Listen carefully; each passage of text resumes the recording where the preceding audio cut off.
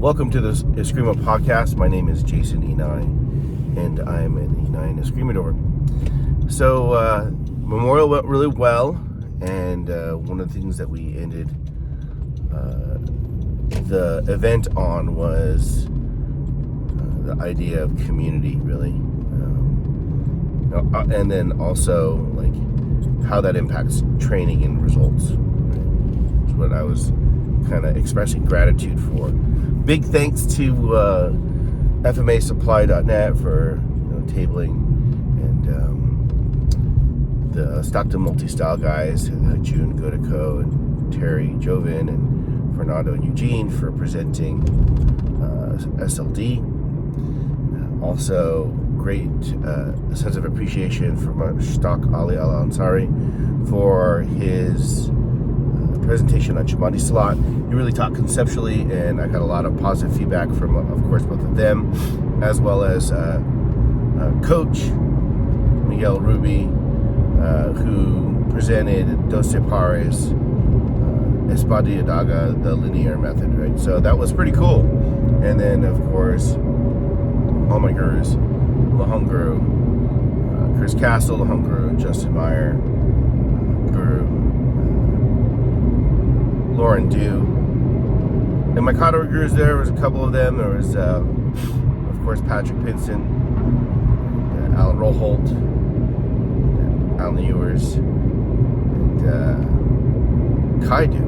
So some seniors there, and then of course my other students, and then we had some visitors from Kilahana Martial Arts Association, which I'm the president of, and then others. There's that guy out from Manteca who trains with Mike Cardenas. So Master Mike Cardenas, a great guy. He runs the VEA events, the MACE events. So it was a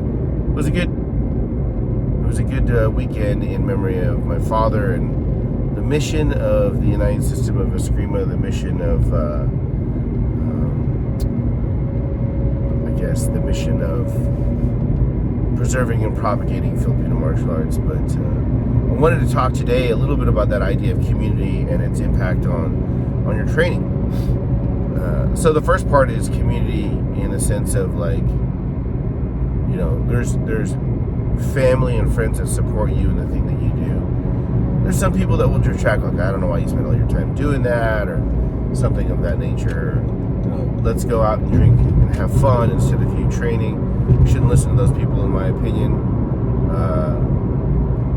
Come 3 years from now, if you're dedicated in your training, you'll be 3 years ahead, and they'll be still doing the same thing. So you should have that kind of community too as well, but that's leisure time. Don't let that get in the way of your goals, right? Charge forth towards your objectives and goals. That's important. You'll be more satisfied in the long run.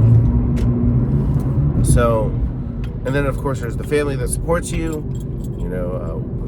If you have a partner, or if you have parents, siblings that train with you, whatever, or encourage you to train and make space in your shared lives for you to do that, definitely show some appreciation.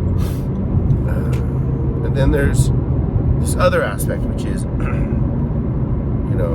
made this statement: you don't get where you get wherever you are in your training by yourself, right? You get it through your community, your Bayanihan, your Ohana. And while that's true, we also have to look at it from the point of view of you won't get there unless you put the effort in. So there's this aspect of your soul effort, which brings me to the idea of solo training versus group training. Seminar setting is great, especially if you train quite a bit, right? And you have at least established some roots, if not firmly established your roots. And you get to widen your horizon, which is something I said during the course of the memorial workout and seminars, right? You get to establish your roots, and you get to widen your horizon with the seminars. And then in some cases, if it's along the alignment of things that you've been working on for yourself, or things that you've been working on in the class with your teacher, you get to, deepen your own roots. So there's always this growth that occurs from training on a regular basis. However, I was always, inspired. It's inspired. I would come and sometimes to visit my dad, and he'd be training by himself, right? He used to say, you should do Korenza on your own at least once in a while, things like that. He'd be sitting there in his room or in his backyard or somewhere, and he'd be working through techniques in his head, writing stuff down, right? And while I don't think that you should just do solo training, like say forms as an example, or that you should just do group training, right? I think you should do both. I find a lot of benefit from doing things on my own, supported by group training, and vice versa, right? Doing group training supported by solo training. It's useful for you to recount in your mind, especially. It's not enough to read through your notes. And if you guys are taking notes in your training, which you should, and then you can actually understand them 6 months later, a year later, that's awesome, because that's usually very difficult for people. But the act of taking notes in and of itself is very, very useful, even if you can't decipher what's going on in your notes afterwards, right? But notes or even watching videos is not going to be really enough. It's good for you. You can learn from videos. You can learn from the written word if you have a very well presented book from somebody or some organization. But working through it in your head, if you can take what's in the video or what's in the book, or a lesson that you had last week or last year, last decade, right? And you can play it out in your mind as if you were there now. It's going to be a lot more useful for you, right? And can fuel your group classes, can fuel your solo training, right?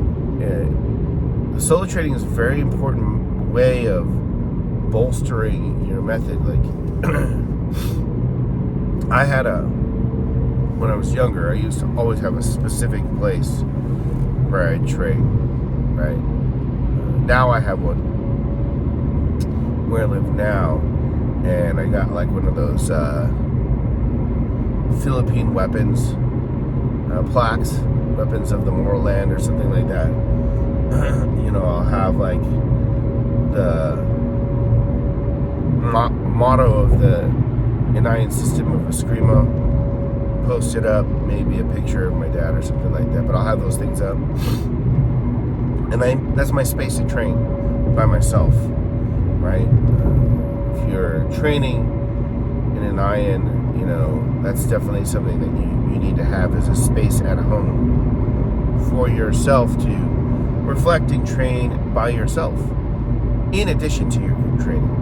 Whether that's you have a training partner because you're in a training group, like some of our people that are outside of the home school that come in and visit because they're part of the instructor program, or you have an actual group class that you attend, or you're doing the annual clinics and seminars and doing solo training, right? However you do it, you need that space. And whether you keep your notes on an electronic format, like with an iPad or something like that, or you actually have a notebook, those things, that you should have a place for those things. Because that solo element makes you a stronger part of the community. And that's important, right? The community part is very important, but that whole idea of you're only as strong as the weakest link kind of idea, be the strong link. Be the strong link in the community, right? Or in the chain, if you will. But I was always inspired by stories of the old masters, like just doing their thing, like the idea that you'd be learning from an old karate master who'd been teaching for 40 years, training for 50 or something like that, right? And you'd go and visit him and he'd be doing his white belt form over and over and over and over again, right? Or the idea that 1,000 sword strokes or swings a day polishes the soul. It's a samurai idea that if you practice your cutting 1,000 times a day, that it makes you better. Or the idea that you do 1,000 kicks or 1,000 punches a day. And I've done that. You know, like I've done those things out of a just to see what that would be like, right? Practicing a simple form or movement daily, multiple times. Doing a strike or a set of strikes to the count of 1,000 on a daily basis for anywhere from 3 to maybe 8 months. I think 8 months as long as I did that. But I did it as a way to understand what they meant by that and how that might help me. I think that the benefit was very subtle for me. I don't know if it was very noticeable by my students because I didn't really ask. It was just something I was doing for myself. It was part of my solo training, right?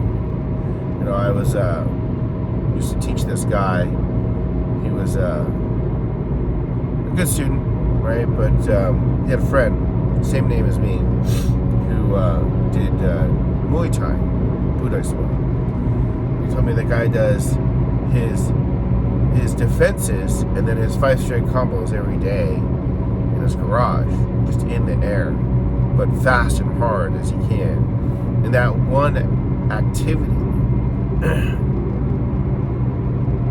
executed with discipline on a daily basis yielded incremental results that at the end of a short period of time, a few months, he gained a great sense of physicality. His physique was greatly enhanced by that, and also his ability to punch and kick and everything else, and his defenses in a abstract form where you're not responding to an opponent's attack and you're not aiming at an opponent's body, got better. So that way when he did do training with pads or whatever, he was that much better. And that idea inspired me, caught me, right? So I endeavored throughout the years at different times to do something of the same ilk, because I find it to be very useful, having done it a number of times. Solo practice, if you're a dedicated student and you train hard and you train daily, right? And you're going to group classes 2-3 times a week, that daily practice, solo practice, 15 minutes a day, an hour a day, or whatever it is going to yield the kind of benefit that people will be like, it'll be your secret sauce. That's really what it'll be. And you don't have to do anything complicated. You can do something simple, right? Just do your angles of attack, do some punching, do some basic footwork. I tell my students, so I have a number of private lesson students, right? And I tell them 15 minutes of karenze every day. It's completely unstructured. Just shadow box. Pick an opponent, see them in your mind, fight them the way that they attack you. How would you defend? Where do you need to step? 15 minutes in a room. Not 3 5-minute rounds. Just 15 minutes.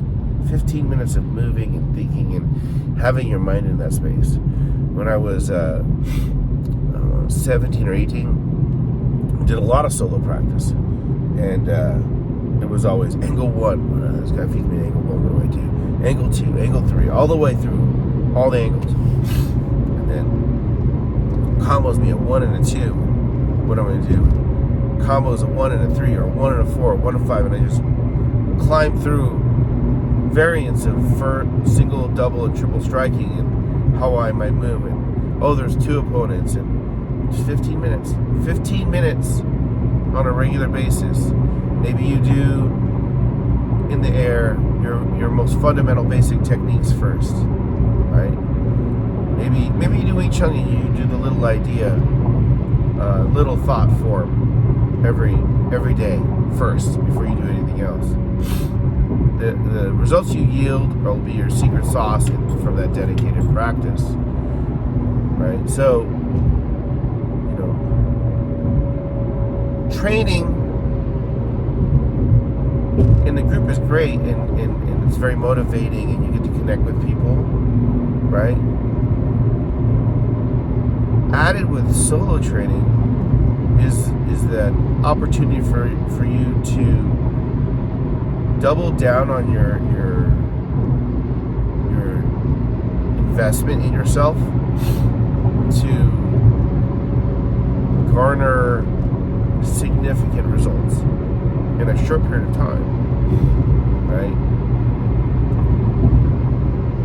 When I used to do shadowboxing, I still do this, when I go on a training cycle, like if I'm gonna, train relatively hard to get to a peak and get my body in fighting trim, if you will, I'd, every round, if I was doing rounds of shadowboxing, every round's a different opponent. Fighting another Eskrima, fighting a karate guy, fighting a judo, jiu-jitsu guy that wants to throw me, fighting a street fighter, fighting a boxer. I just do that every round, a different fight, every round a different way. Or I'm going to use knife this time, I'm going to use stick this round, I'm going to use empty hand punching only, or I'm going to do trapping, or I'm going to do joint locking, right? I'd focus on a thing. Right? I'm going to do pressure point striking and finger strikes and things like that. And I bring it in, and then I'd have a round where I try to bring it all together. I also have a round where I try to bring all my opponents together into one, arch enemy, if you will, right? And practice through my movement and the other elements of any given techniques, your psychological elements, your mental elements, your emotional content, if you will. Realize emotional content. Bruce Lee says in one of his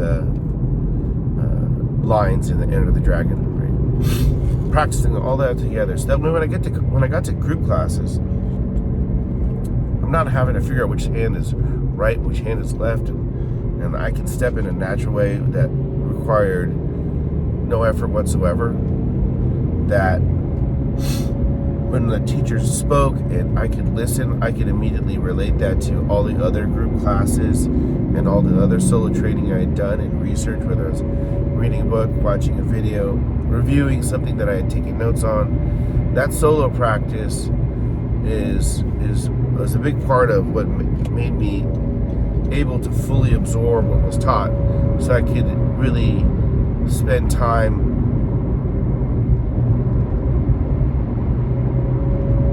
contemplating the side remarks that happen. It's funny. My dad would do it then, and whenever I get to go see my Uncle Dan and train with him, we'll be doing something. It could be, sauna, a Pequita Tertiary, Doce Pares, or it could be Balintawak, or it could be Villabel Kali or La Costa Kali, or something. We're doing something.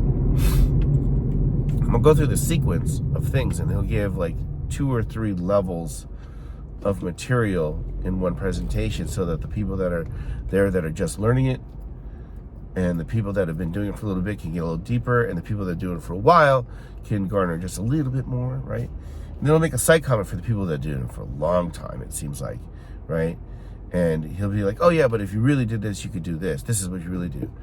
And, of course we would do the thing that he was teaching us, but like when I would go with Longer or Chris to the instructor camps, we would spend time on that side comment, that offhand comment. But because he and I both have that, ability to kind of pick up what was being taught, even though we'd never seen it before in many cases, certainly not in the way that it was being presented under whatever name that it was being presented under, we could go, okay, yeah, cool, let's do that for a second. Then we're like, okay, let's work on the other thing that he showed like for half a second and then told us to do something else, right? And it was because of the time that we spent being thoughtful, contemplative, introspective, and investing in ourselves through solo practice, whether it be academic or real, or I should say physical, right? That's an important part of, I think, anybody who wants to be very good at martial arts in general, whether you're doing, Taekwondo, or you're doing Tai Chi, or you're doing anything else, right? It's that solo practice that's really important, right? It changes things. You can tell when someone practices, or at least thinks about it when you're teaching. You can tell. You can tell if you're their classmate, because you're there with them in all their classes. All of a sudden, they do something a little different.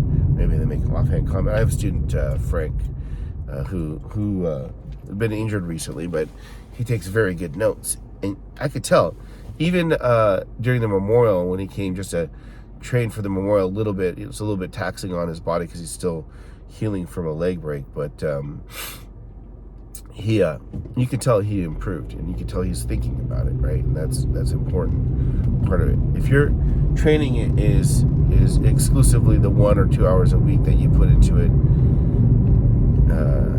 and that's it, you're going to be hard pressed to excel at that pace, at that kind of like at a pace where you feel like, and other people are like, wow, right? You'll still progress, and that's great too. But if you really want to put into it, even just 15 minutes a day is going to be a big deal in the long run. It's that incremental part, right? And I read a study said that people who do 10 minutes extra to 20 minutes extra a day of any given thing, at the end of a year, end up being in the 10th percentile of the people that are part of the 10% best people in that activity, whatever that activity is, right? So if you're doing piano, right, 10 more minutes of piano, 15 more minutes flute, same thing. You're doing the United System of Eskrima, 15 minutes Carenza, you're already at the end of the year going to be in the top 10% for that year, right? So it's huge. So no one gets there by themselves, but you have to do the work. So be the strongest link in the chain, in the community. So that solo practice is huge. Again, big thanks to Master Frank Riamas, Coach Miguel Ruby, Guru June Gotiko, Guru Terry Joven, Guru Eugene, Guru Fernando, Mushtaq Ali Al-Ansari, all my gurus, everybody in the Nine Training Organization, all of the ISC tribe. You guys are awesome. We had a great memorial. I can't wait for the next one. It's going to be pretty epic. Stay tuned for those details. Send me a message, like, comment, right, share. Love all of your support, and I'll see you guys on the training floor.